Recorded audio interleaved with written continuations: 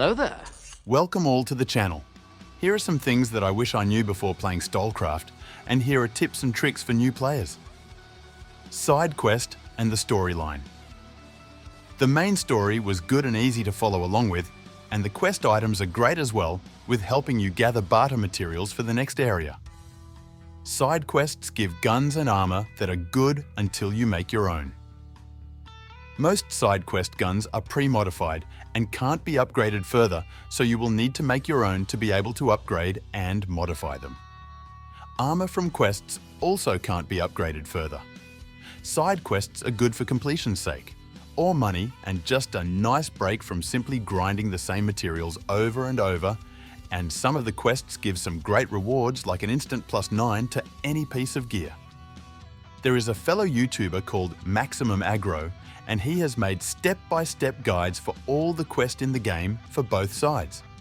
I will link his channel down below to make it easier to do the quest, and all of this is of course with the added risk of PvP at any moment.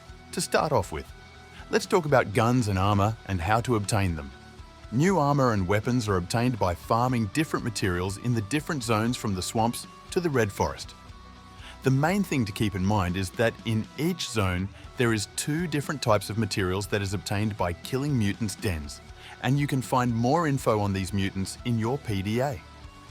The other materials can be obtained by killing any human dens.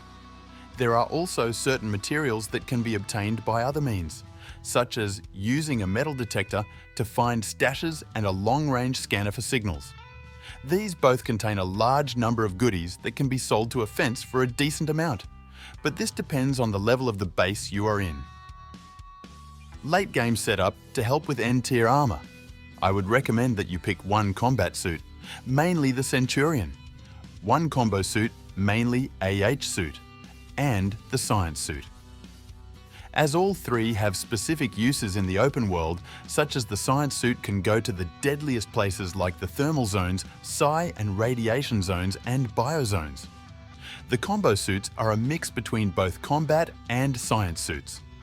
Combat suits are for PvP mainly in the late game. In early game, it is recommended to use Science so you can complete your quests quick and easy without environment hazards.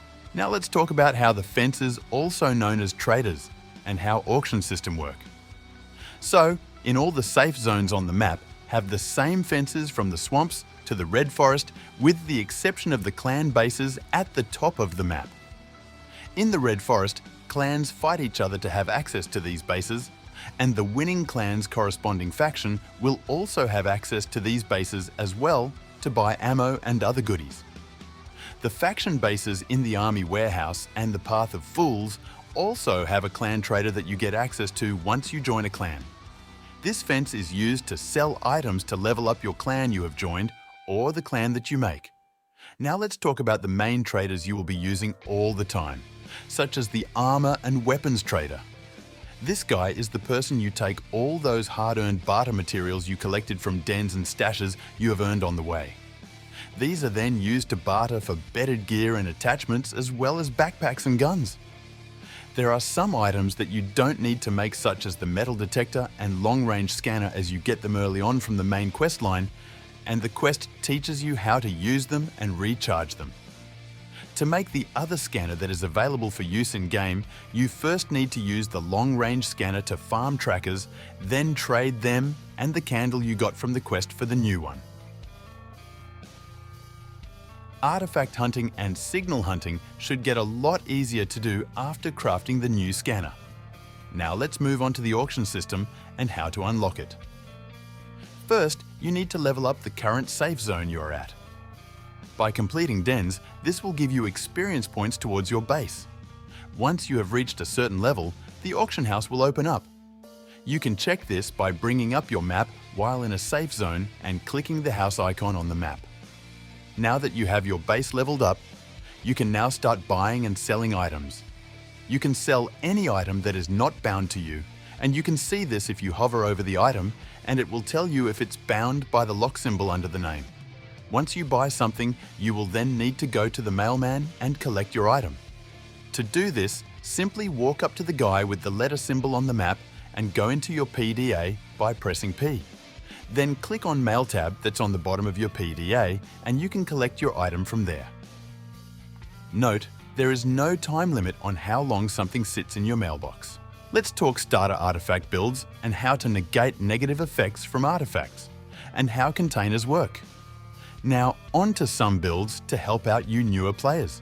So, credit goes to my fellow clan members, Crime and Unsainted, Stake and F, for the info on these screenshots. You can pause the video at any time to copy down the builds. The main goal of these screenshots is to help with starting your artifact builds, to help with combat, or to help with movement speed and carry weight. You can also mix and match the more artifacts you collect. You just need to keep an eye on the negative effects. Now these artifacts that are on screen are worth quite a bit. You want to either keep or sell them. I recommend using Stalcraft DB to look for the prices of artifacts for your server. Negative effects. The negative effects of artifacts can always be countered by another artifact you just need to read the effects on the artifact to see if it suits the role. Also, certain backpacks and some event backpacks also give benefits in countering negative effects of some artifacts. Now the backpack mechanics is simple. We put artifacts into them and get bonus effects out. The only thing you need to look out for is the number of slots in the backpack. The internal protection is an indicator of what percentage of the harmful effects of an artifact it can absorb before affecting you. Be sure to look at what kind of containers your armor can carry, as some backpacks don't work with some suits. Some tips for late game artifact builds.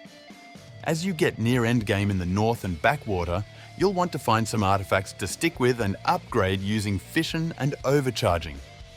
I do not recommend upgrading a white unless it's a frost artifact from the winter event, which is rare to begin with, or a bracelet. I would also recommend that you build the new scanner that is sold by the trader next to the generators in the safe zones, as this scanner can show artifacts on the screen. What should you aim for before entering the north or a faction? I would recommend crafting the F2000 or the AEK to get ready for the PvP. I also recommend to not plus any of your armor or guns so you don't get put into tougher lobbies unless you like the PvP. Once you join a faction, then it is recommended to plus your gear since you have more friendly players around to help with the other factions. But sometimes, the faction of your choice may not be taking new members if that's the case. Then you just have to wait a few days and try again, and they should be opened up again. Also, joining a clan is recommended as most of them tend to help newer players with getting them better gear and helping them understand the late game and late game mechanics. Some better ways to get your gear improved is to plus it. This increases the stats of guns and armors. The most common way to get spare parts, repair parts and tools to plus your gear are airdrops in the north of the zone. Airdrops are also in backwater, but these are a lot harder to get and require a team, but have better rewards. You can solo them, but it's a lot harder as everyone other than your clan members are hostile to you and can kill you. Now, not all airdrops guarantee spare parts, so playing dead time for weekly crates or doing the events when they come out is another great way to get a lot of spare parts. Another tip with upgrading gear is you don't need to use spare parts till you get your gear to +5. Once it goes past +5, you will then need to start using spare parts so you don't lose any pluses on your gear, and once you reach +10, you will need 2 spare parts to upgrade, and +15 is the max you can go on any piece of gear.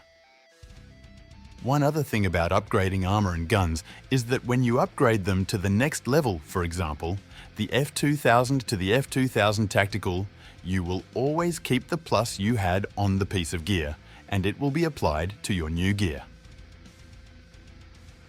Daily quests and weekly quests. These quests, unlike the story and side quests, are very important as the weeklies give you a material called Anomalous Serum, and dailies are for one of the weekly quests. Anomalous Serum is used to make end-game gear, so make it a habit to collect your quest and complete them before the reset. I would recommend you start doing this in the bar to prepare for the faction bases in the north. I also recommend getting into the habit of using trade packs for quick buys to get back out into the world without any delays. Overall, this game is still very new and is being worked on all the time. I will release more videos as more updates come out. And try and keep you all up to date with the Stalcraft news and development. Thank you all for watching, and I'll catch you in the next one.